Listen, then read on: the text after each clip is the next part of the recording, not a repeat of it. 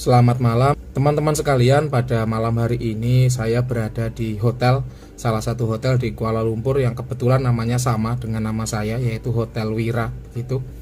Ya, ini kira-kira kedepannya ini saya juga akan memiliki hotel seperti ini dan akan saya beri nama dengan nama saya ya, supaya sama.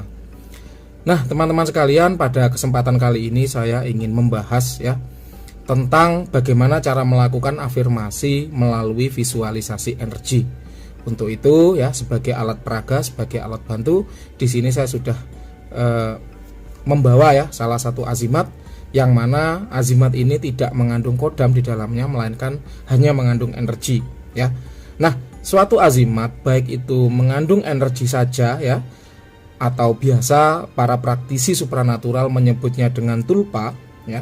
Jadi baik itu mengandung energi saja ataupun mengandung kodam di dalamnya, maka Anda tetap bisa mengakses tuahnya melalui visualisasi energi ya.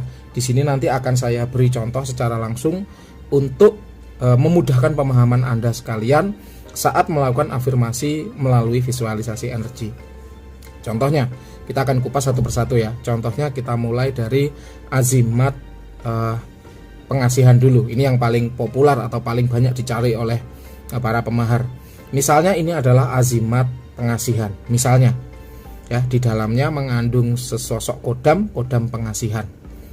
Maka ketika Anda hendak mengafirmasi, melakukan afirmasi, maka caranya seperti ini. Silahkan bendanya digenggam. Oh, jatuh ya. Silahkan bendanya digenggam ya, azimatnya digenggam. Kemudian panggil khodamnya untuk hadir. Wahai khodamku yang bernama siapa namanya ya, hadirlah, penuhi panggilanku. Hadir, hadir, hadir. Setelah hadir, kemudian genggam vesselnya seperti ini. Kemudian Anda sampaikan apa yang menjadi keinginan Anda. Contohnya, saya ingin aura saya menjadi bagus, menjadi baik, menjadi indah, sehingga ketika lawan jenis melihat saya, dia menjadi tertarik. Contohnya adalah itu. Maka kemudian Anda visualisasikan energi pengasihan dari azimat itu ya, dari azimat yang Anda genggam tadi ya, Anda visualisasikan energinya dari sini itu mengalir pelan-pelan menyelimuti tangan Anda, kemudian menyelubungi kepala Anda, badan Anda, dan seluruh tubuh Anda secara merata, sehingga aura yang Anda miliki ya itu menjadi indah ketika dipandang oleh lawan jenis ya. Biasanya aura-aura pengasihan itu berwarna biru-biru agak hijau, biasanya begitu. Nah, itu contohnya untuk azimat pengasihan. Contoh lain, kita akan menggunakan untuk kerejekian misalnya ya, maka silakan Anda pegang ya azimat kerejekiannya, kemudian Anda panggil khodamnya ya.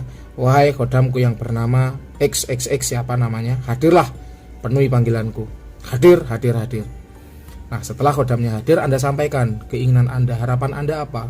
Misalnya begini, wahai khodamku, bantu aku untuk merubah auraku menjadi aura yang lebih hoki. Misalnya, hoki itu keberuntungan ya, keberuntungan, sehingga apapun yang kita lakukan itu menjadi kemungkinan besar itu berhasil. Itu hoki ya. Nah, setelah Anda sampaikan keinginan Anda sampaikan maksud Anda, kemudian Anda visualisasikan ya energi dari azimat kerejekian yang Anda miliki tadi ya, perlahan-lahan menyelibungi tubuh Anda, sehingga aura hoki Anda menjadi lebih bagus. Biasanya untuk aura hoki biasanya itu warnanya adalah kuning keemasan, biasanya begitu ya.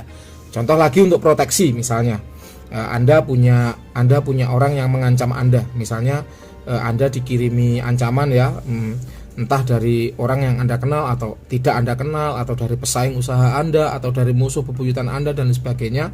Anda mengakses kodam proteksi, misalnya Om Yang Jagat atau Buto misalnya. Maka seperti ini, wahai kodamku Om Yang Jagat, hadirlah, penuhi panggilanku. Hadir, hadir, hadir. Setelah hadir, Anda visualisasikan ya, Anda sampaikan dulu keinginan Anda. Misalnya begini, wahai kodamku, bantu aku untuk memperkuat aura pertahananku, sehingga ketika ada energi negatif yang mendekat itu akan memantul kembali pada pengirimnya, atau sehingga ketika ada jin negatif yang berusaha mendekatiku itu akan terpental dan kembali kepada pengirimnya. Setelah itu Anda genggam bendanya, Anda visualisasikan energi dari benda ini menyelimuti tubuh Anda ya, secara merata dari ujung kepala sampai ujung kaki. Kemudian Anda visualisasikan energinya semakin padat, semakin keras, semakin padat, semakin rapat, dan semakin keras. Seperti itu, sehingga di luar tubuh Anda itu terbentuk selubung aura, pertahanan alami atau proteksi alami yang kuat, yang akan memantulkan energi negatif maupun serangan jin negatif. Contohnya begitu. Nah, hal ini juga ternyata berlaku sama untuk azimat-azimat kebal, ya. Biasanya azimat kebal itu dipegang, ya. Setelah dipegang, divisualisasikan energi dari benda itu menyelimuti tangan misalnya. Nah, setelah visualisasi itu kuat, ya, menyelimuti tangan dengan merata, dengan kuat, dengan keras, dengan rapat, kemudian tangan itu biasanya mulai, apakah disayat dengan silet, apakah disayat dengan pisau, ataukah apa, sesuai dengan atraksi yang dibutuhkan. Biasanya seperti itu. Sehingga apa? Sehingga dari situ, ya, muncul sebuah mekanisme atau proses, ya, mengakses suatu tuah atau benefit dari benda bertuah, ya, atau azimat yang Anda miliki melalui visualisasi energi. Dan itu banyak dipakai, tidak hanya dalam pengasihan, kerejekian, proteksi, kemudian kebal, ya, sarana kebal misalnya mutasi dan lain sebagainya. Kemudian ada rantai babi, ya, misalnya untuk kekebalan, ya. Kemudian untuk kewibawaan itu juga bermain energi juga bisa, ya. Contohnya Anda memboster aura kewibawaan Anda, sehingga orang-orang yang ada di sekitar Anda itu menjadi segan terhadap Anda. Jadi Anda disegani, ya, disegani oleh lawan jenis ataupun sesama jenis, sehingga Anda terlihat lebih berwibawa, lebih macho, lebih maskulin dan lain sebagainya.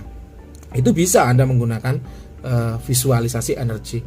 Nah, kalau Anda sudah sering berlatih menggunakan visualisasi energi untuk diri Anda sendiri, ya, maka Anda bisa menggunakan energi, ya, dengan cara yang sama, yaitu dengan visualisasi untuk Anda gunakan kepada orang lain. Dan ini saya sering kali menjumpai. Contohnya begini, saya punya pasangan atau pacar misalnya. Pacar saya sedang ujian skripsi misalnya, ya. Kemudian saya butuh nih aura kewibawaan untuk pasangan saya, sehingga pasangan saya itu disegani oleh pengujinya, sehingga pengujinya tidak akan membantai. Nah, itu bisa, caranya sama. Silakan Anda genggam azimatnya, kemudian panggil khodamnya untuk hadir. Setelah panggil khodamnya untuk hadir, Anda sampaikan apa yang menjadi hajat Anda, menjadi kebutuhan Anda.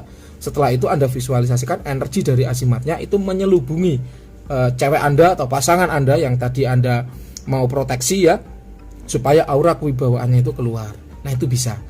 Nah, lalu selain itu apalagi yang bisa digunakan, yaitu penyembuhan. Nah, ini banyak dipakai oleh praktisi-praktisi yang menggunakan penyembuhan, ya, via sarana energi atau via prana energi, ya. Saya sendiri biasanya menggunakan prana air, prana udara, itu semua dengan bermain energi, dengan olah energi, ya, sama caranya, dengan menembakkan energi ke titik-titik tertentu, kemudian pada pusat yang sakit itu energi itu lebih difokuskan atau lebih dipadatkan, sehingga penyakit yang ada di titik itu bisa melebur atau bisa hilang, seperti itu, ya. Nah, teman-teman semua, itu beberapa aplikasi, ya, menggunakan tuah atau mengakses tuah atau benefit dari suatu azimat melalui visualisasi energi. Jika Anda bertanya-tanya kenapa kok melalui visualisasi, ya, apakah energi itu memang hanya ada di visualisasi kita, apakah energi itu hanya ada di gambaran kita, sebenarnya nyatanya tidak ada, ya, misalnya, maka jawabannya adalah begini. Bagi pemula, ya, energi itu bergerak dengan visualisasi. Anda bisa menyaksikan sendiri pada film-film tenaga dalam, ya. Misalnya kalau di Indonesia itu tenaga dalam namanya.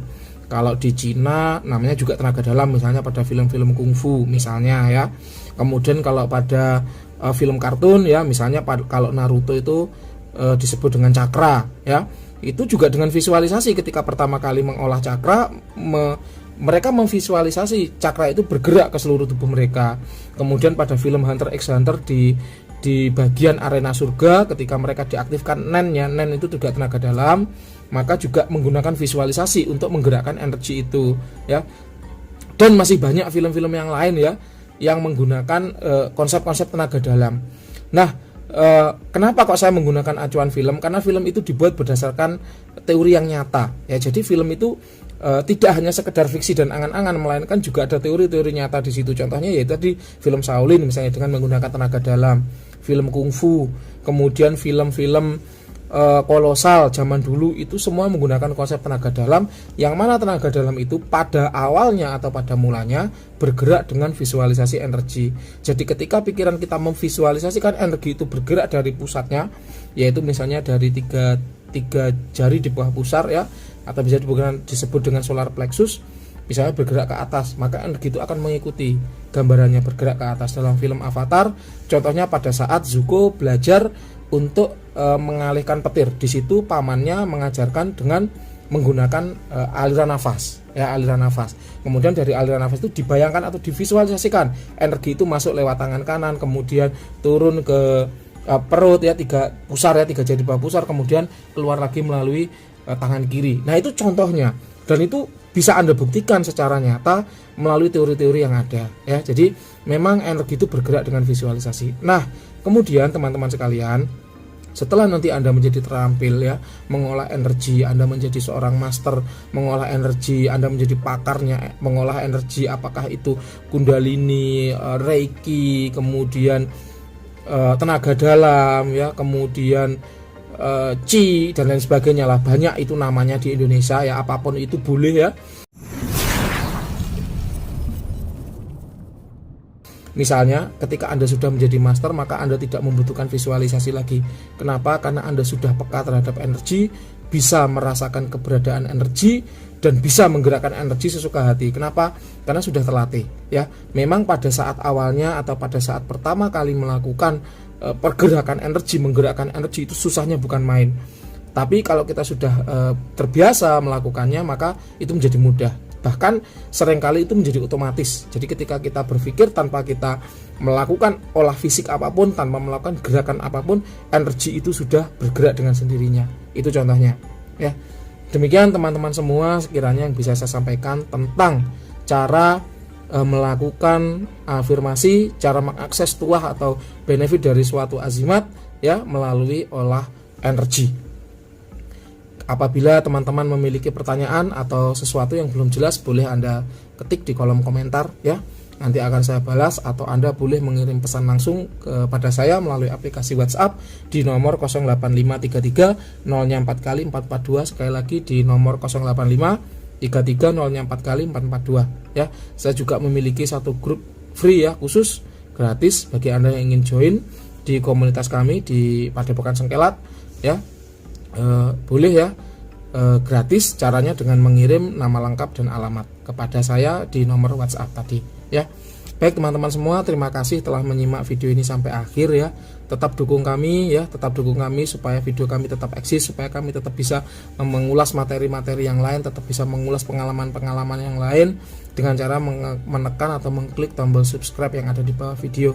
Terima kasih, selamat malam, sampai jumpa di channel-channel berikutnya.